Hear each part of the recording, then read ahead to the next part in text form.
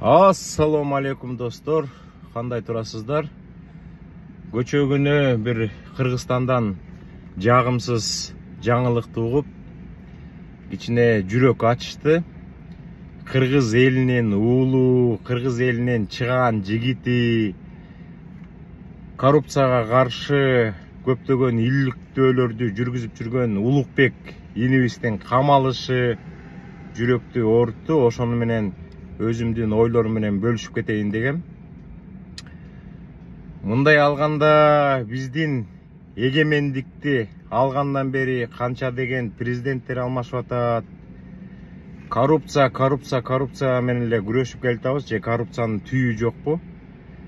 Жада калса садикте коррупция белчесинен эмес, могу кокосунан батып кетиптир Кыргызстандачы. И мектеби дагы коррупцияга батып кетиптир.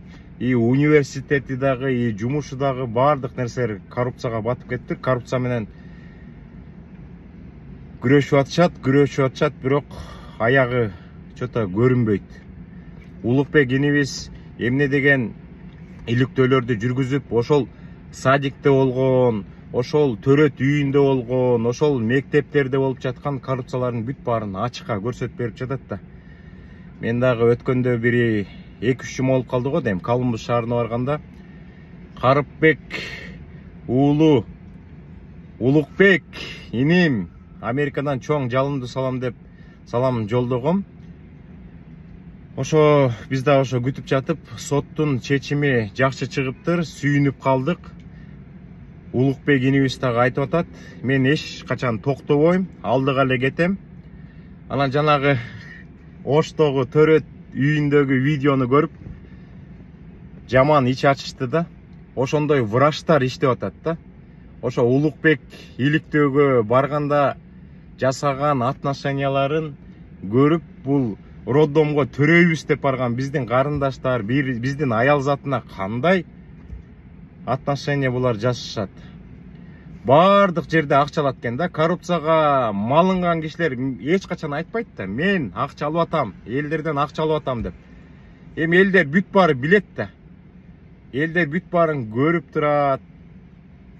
И садикке барса дагы акча алмайынча садикке киргенге болбойт экен. Садикке киргенден кийин дагы толтура төлөмдөрдүн бүт баарын алышат экен. Мамлекеттин эсебинен тамак ашка акча бөлүнсө, ата энелерден акча жыйнайт экен. Мектепке дагы толтура акчаларды жыйнап атышат. Билбейм, бул качан токтойт? Биздин СМБнын начальниги Ташиев мырза айтып атпайбы? 2 жыл коррупция менен күрөшкөндү үйрөндүк, эми баштайбыз депчи. Мен ошол сөзүнө бир кызык маани берип калдым. 2 жыл ошол коррупция менен күрөштү үйрөнсө, анда мурда эгемендүүлүктү алгандан бери СМБда эмне деген кадрлар иштейт, эмне деген полковниктер, эмне деген генералдар союз учурунан бери коррупция менен күрөшүп келаткандар, анда билбейм, анда эмне оңчук болуп калабы? Коррупционердин баарын билишет элдерчи. Даже аттарынан билишет, каякта иштейт, эмне жумуш кылып атат, кандай акчаларды жеп атат, эмнелерди алып атат. Айтпай эле коеюн, атын айтпай эле коеюн, баардык эле мекендештер билет. 95ке чыккан мурдагы президентти кайра алып келишкен бир мамлекеттечи. Мамлекеттин деле атын айтпай эле коеюн, баарыңыздар билип турасыздар.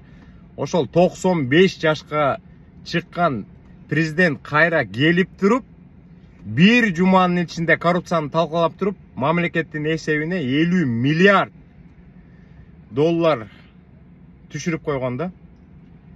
Эми Кыргызстан деген чакан эле мамлекет да.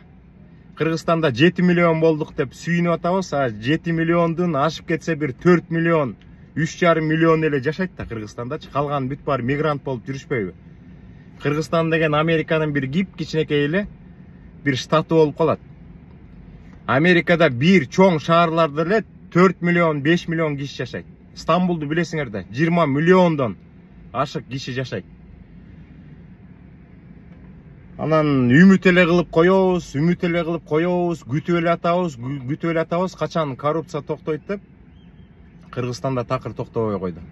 Эң негизгиси Улукбек инибизге ден соолук каалайбыз, ишине ийгилик каалайбыз. Ишиңди уланта бер. Мен лично Улукбекти колдойм. Дагы күтөм чыгарылыштарын. Биз дагы ошо КТРКга элдердин бая ишеними жок болуп калды да.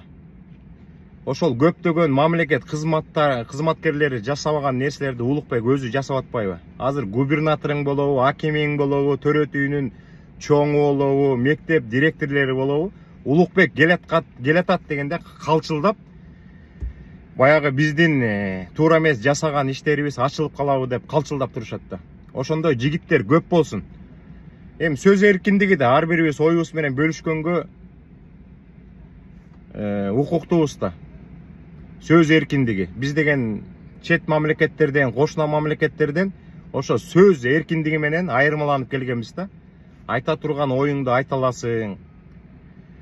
Анан биздин чоңдорго ошо Улукбектин жасап атканы жакшы иш болуп атпайбы? Ошонун жасаган иликтөөлөрдүн арасынан эле эмне деген коррупционерлерди камаса болот да. Анан ошо иликтеп жаткан баланы камаганы бул абдан туура эмес деп ойлойм. Көптөгөн элдер дагы колдоп чыгышты. Биз дагы колдойбуз. Улукбек алга, алдыда көптөгөн иштерди жасайсың, көптөгөн коррупционерлерди ачасың деген ойдобуз. Кээ бирде кызык нерселер болуп калат да. Эми биз колдойбуз, президенттин жасап аткан иштерин колдойбуз. Көптөгөн президенттер жасабаган иштерди азыркы биздин президент Садыр Нуркожоевич жасап атат. Эми бирок өткөндө да өзү да айтпадыбы? Көп кишилер суроо берип атат. Номер 1 Кыргызстанда Акылбек Жапаров бул коррупционерди аны эмне премьер-министр коюп койдуңар десе, аны билем, ал коррупционер экенин билем деп мен ойлоп чыккан жокмун. Бул президенттин айткан сөзү да. Азырынча иштеп турсун, кийин көрөбүз деп атпайбы? Анан Ташиев мырза дагы коррупция менен күрөшүп атканын көрүп атабыз, ар дайым айтып атат. Эми бирок кыска убакытта жасаш керек да. Жанагы айтканы мен колдойм Ташиевдичи, бирок жанагы айтканы мага жакпай калды да. 2 жыл коррупция менен күрөшкөндү үйрөндүк. Эми экинчи этабын баштайбыз деп. Эми 2 жылдын кереги жок го дейм. Коррупционерлердин баарын эле бүт элдин баары билет да ким экенинчи.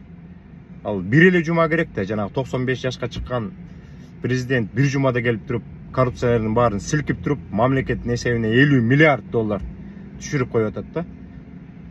Кыргызстанда коррупционерди силксе деген деди Кытайдын карызы, Кыргызстандын карызы канча 5 миллиарддын тегерегиндеги доллар болсо бат эле жаап койсо болот.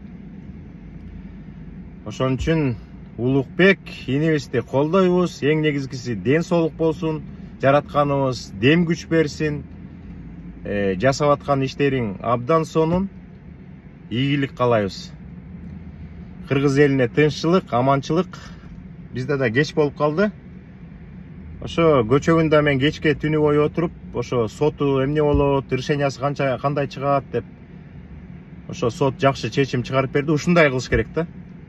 Наоборот, коррупционерлер менен согушуп аткан адамды гана камабай, бул Улукбек инибизге тескерисинче мен бир жолу ойлоп койгом. Ошо президент чакырып туруп, Улукбек азаматсың, молодецсиң деп атайын бир удостоверение берип койсо болмок да. Мына Улукбекке эч ким сүйлөй албайт, даже губернатор, акимиңер болгон нерселердин бүт баарын көрсөтүп бересиңер, жанагы министрлер депчи.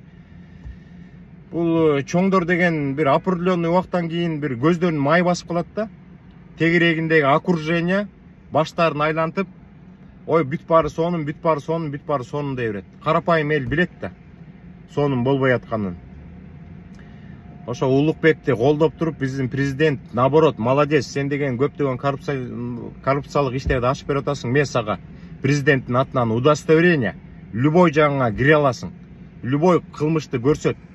Биз ошолорго анан чара көрөбүз деш керек да. Биздин ой ошондой. Кыргыз эли аман эсен болуңуздар. Дагы түз эфирден чыгып турабыз, жакшынакай видеолорду Америка Кошмо Штаты боюнча көрсөтүп турабыз.